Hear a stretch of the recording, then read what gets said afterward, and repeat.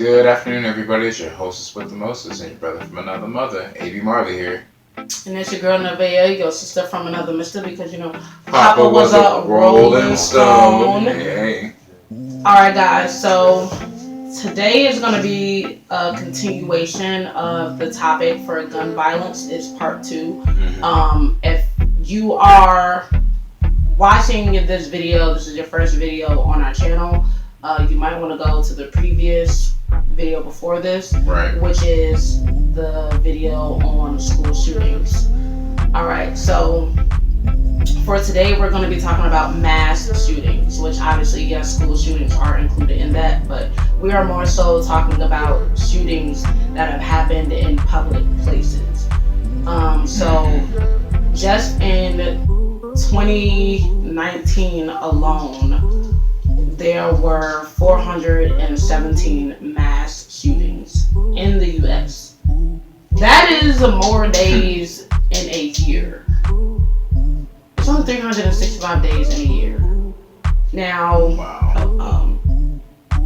So some of the shootings that we are going to talk about, we are not going to talk about school shootings because we already talked about that. So some of them we are going to talk about whether they happened in 2019 or just in general. There was a church that got shot up. We had the one with the Las Vegas shooting. Yeah, the shoot up in the club. We had the movie theater one, the church one. It was just like, it's just like people were really in their feelings or just didn't care. Definitely. It was a sad part of the situation. Oh, and let's not forget the protests. Yeah. Oh yeah. Let's not forget the protests. We can't. Because even during this time, like, you could be weaponless and somebody still shoots you. Indeed, which is very it's really hard. It's already enough. That some people are paranoid just because whatever reason they are paranoid, but the fact of going in a public place and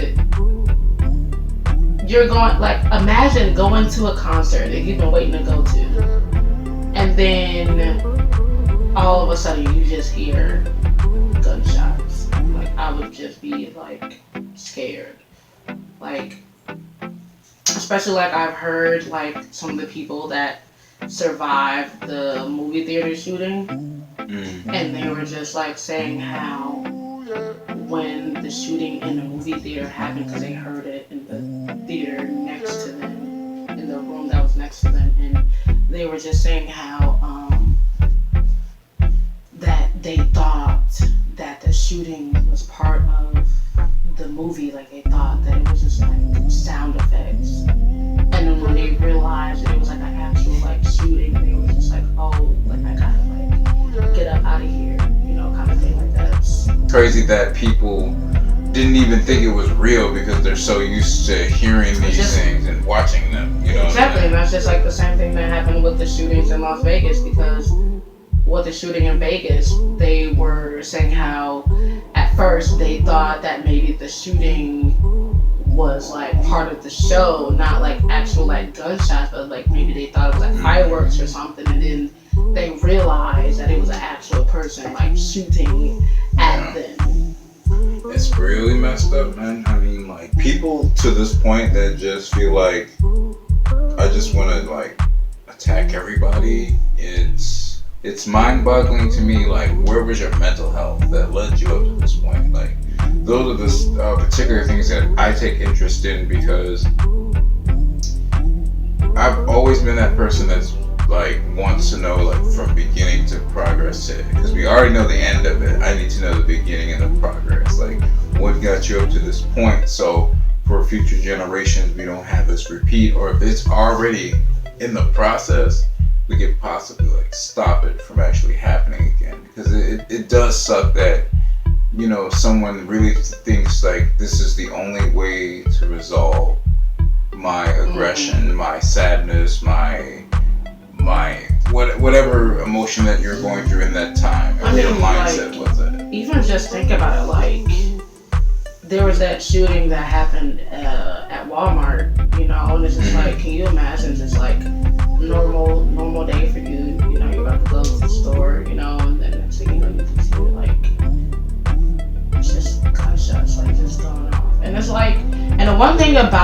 like with all of these shootings that happened, majority of the weapons that were used were rifles. They weren't like handguns. We are talking like, somewhat military grade weapons.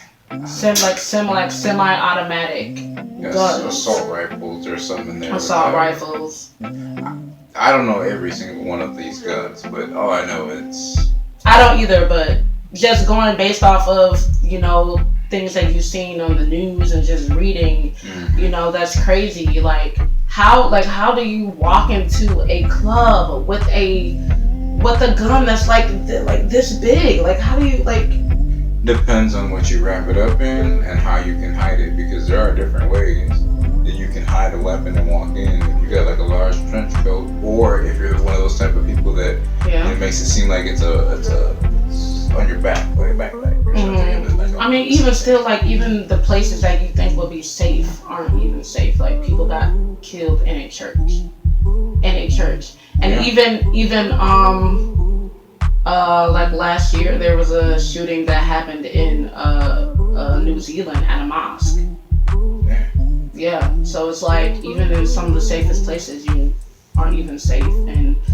And for those of you who were there for these events and other mass shootings and you did survive, kudos to you for being able to keep your sanity and being able to keep pushing and moving forward and not letting that be a crutch to keep you down and not being able to move forward. And if you are the person that is still going through the progress of recovering from something like that,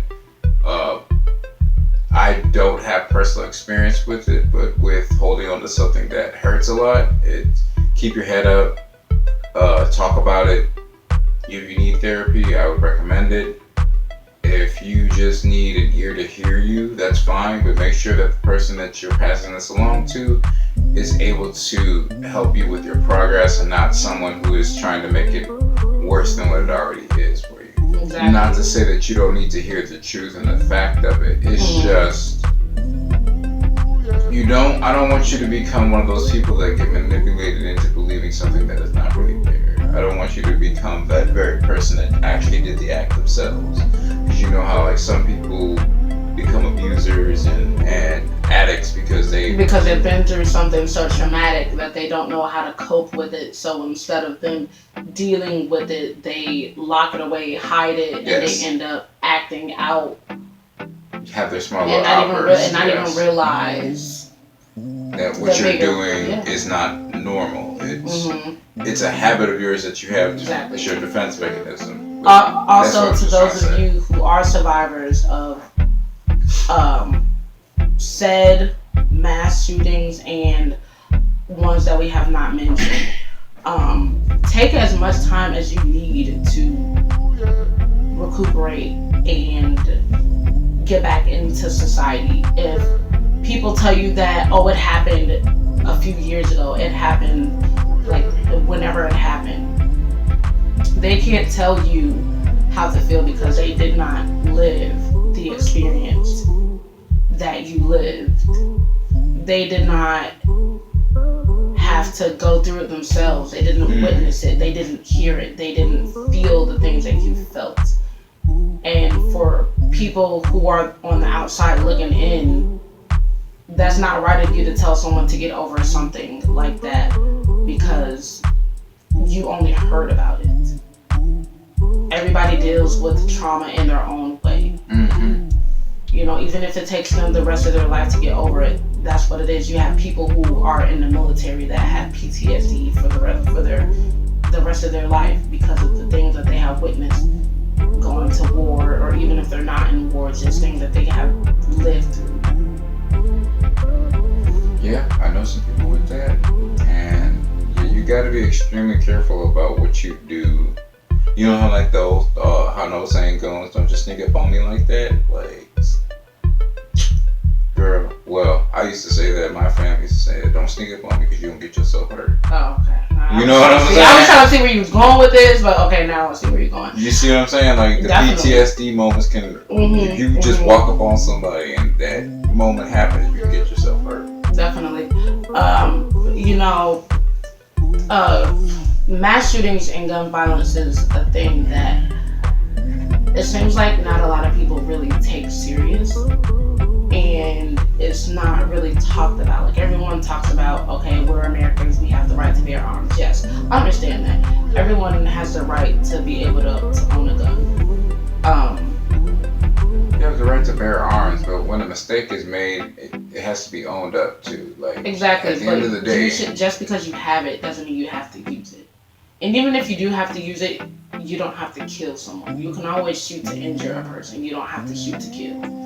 well, that depends on the circumstance and the moment that you're in. Because like if somebody's breaking and entering into your house, you do not know what's going on, and where your mind goes to, it's I'm ready to put an end to this. Exactly. But what she's talking about, it's where if you're caught in a situation and you're getting into an argument and nobody's like actually coming at you, or your intent is, to scare somebody.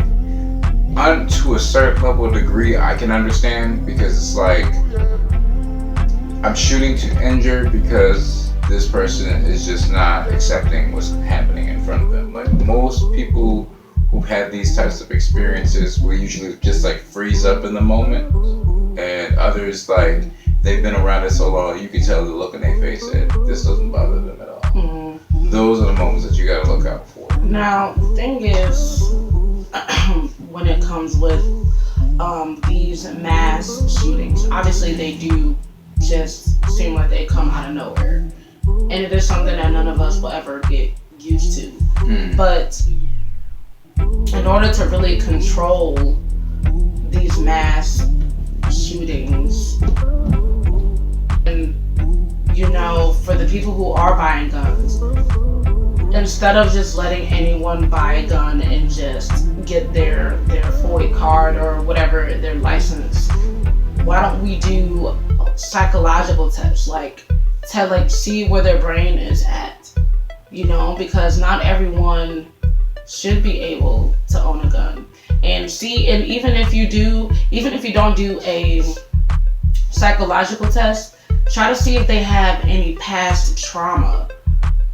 See if maybe the person might maybe have deep-rooted issues that haven't been dug up yet. Because in order for you to really go into just think about it. If I were to be a person that would just walk into an area, because you have to think about it, whoever it is that is going to be a mass shooter, they already it's more than likely premeditated. This is something that they have been thinking about for a long time. They just haven't acted on it.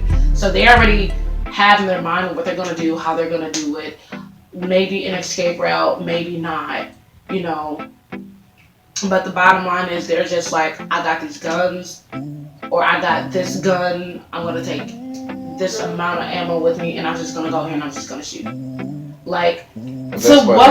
what point? When you're in the process of buying and purchasing a gun, and they don't do the psychological thing, or if they have, either way, there's still like a 2 to 3 day grace period where you don't get it until then, because they do treat that as somebody could be mad and wants to shoot in the moment. I'm not sure that every place follows that rule in particular, but there is rules for it. It should be more than 3 days in my opinion. But yes, I do agree with you on the fact that there's a background check that needs to be done, but I'm personally looking at it from the black community perspective, and a lot of black folks already have that, so that could stop them from getting it in the first place. That was actually a thing that I did want to touch up on, just not being black, but just the fact of if you I feel like this, if a person has a felony, I don't think that they should be borrowed from buying a gun. I feel like it depends on the severity of a crime. And sometimes some people get convicted with these felonies, and it could just be wrong place, wrong time, because of the people who they might have been associated with, and they might not have even committed a crime. But I guess I can understand even from the smallest to the smallest, if someone got caught stealing, why would you want to give a person that stole something, a gun, kind of sort of thing. But you never know why someone actually did what they did unless you were in their shoes. But at the same time, just if you can send a person to prison and they can do their sentence, then why can't they be able to own a gun? Because you look at them as a criminal and a felon. But just because you committed a crime once does not mean that you are just this maniac and you're just going to be like, oh, well, I'm going to get a gun and I'm just going to shoot people. They should be able to protect themselves too. Which is, I do agree with you on that, but to just add on that, see, that's the kind of hypocrisy that we're going through right now in this society, where you can atone for the crime that you committed, but you're still treated as a criminal, and then they don't have, and especially in certain places where they don't have the rehabilitation to go back into society and better their outlook and habits. Hey, I'm saying. Hey, this is a topic for another day. I know. Not later, and later, guys. But I'm just, but you understand what I'm stating. No, I understand. And that's why the hypocrisy comes in. We gon' hold on, y'all, cause we gon' talk about that later. We gonna talk about all of that later. But we ain't gonna dabble in that right now. Okay, but continue on though. But gun violence, especially mass shootings in these public places, it definitely makes you more aware of your surroundings, your surroundings, how you treat people. Yeah, of course. And where you could and where you should and where you shouldn't be. Because it makes you look at everything you do in a different light. Even just going back to the people who were at the movie theater, some of the survivors had said that they ended up going to another premiere for a different movie because they wanted to try to get over the fact of the shooting that happened to them, to tell themselves like it's okay to go back to the movies, it's okay to go to another theater because that was just a thing that happened. And unfortunately they had to experience that, but I do commend them for trying to find their own way to getting over that. The only way to face your fears is to face it. So people need to really learn more about guns before they just take them. It just seems like it's always easier just to pick up a gun to solve your problems, but it doesn't matter how many people you kill. It doesn't matter if you take your own life after you kill these people, which I'm not condoning suicide. Your life is important no matter how deep your struggles are.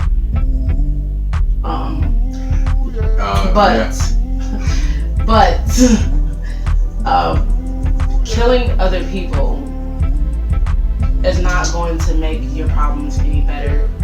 You have to learn how to figure out a way to deal with your anger, to deal with your sadness, to deal with your sorrow, your depression, anything that you have,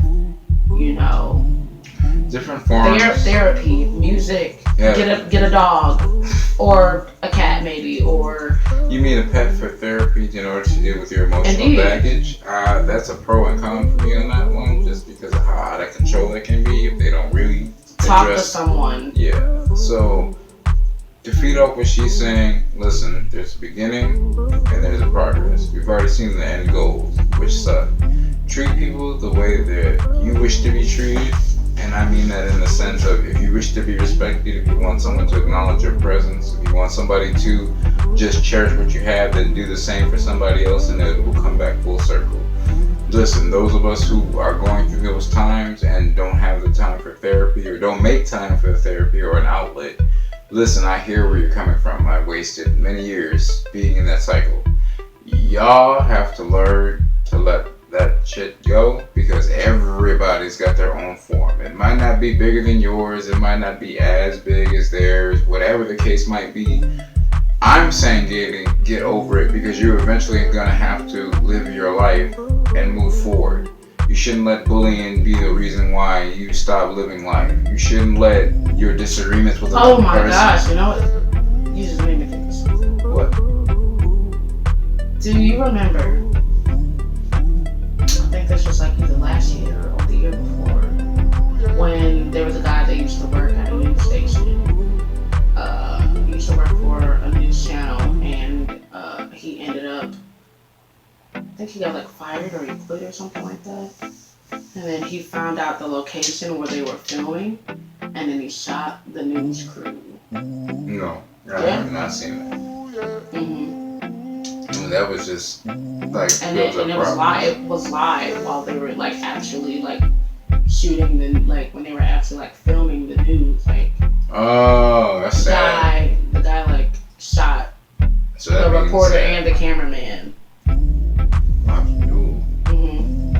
That's really messed up, actually. Definitely. To me, that's premeditated, because you left and you knew where they were going, and then you went to the location and did it. It is a difference if it was a circumstance, but even so, like, there was no reason for any of that. Like, what did we just talk about? I just said that if you are going to commit a mass shooting, it is premeditated, because one, you have to methodically think about this, because you know that no matter what happens, you're going to either kill or injure a lot of people. Yes. Because you're already getting the gun, you're getting the ammo for the gun, you're already picking a location. Yep. You might even probably pick an escape route. But the bottom line is, it should never get to the point to where you feel like you have to go and hurt so many people, because they don't deserve that. No, and for those of you who are maybe thinking about doing a mass shooting, go talk to somebody. Even if you don't tell them that you are thinking or plotting about trying to kill other people or kill a large amount of people. Talk about what's been alienating you, what's making you feel that way, and then go through the progress of understanding whether or not you wish to do it. Don't keep everything to yourself. So that's why we say, keep your head up, keep yourself moving forward, think in a positive way, and do the best you can to break out those habits. You guys make sure that you like, comment, and subscribe to our channel for AB.Marley and Nevaeh. And please make sure that you guys take good care of yourselves. Let us know what you think in the comment section below. Have these discussions, and we'll catch you guys at another time. Alright, we'll see y'all later. Peace.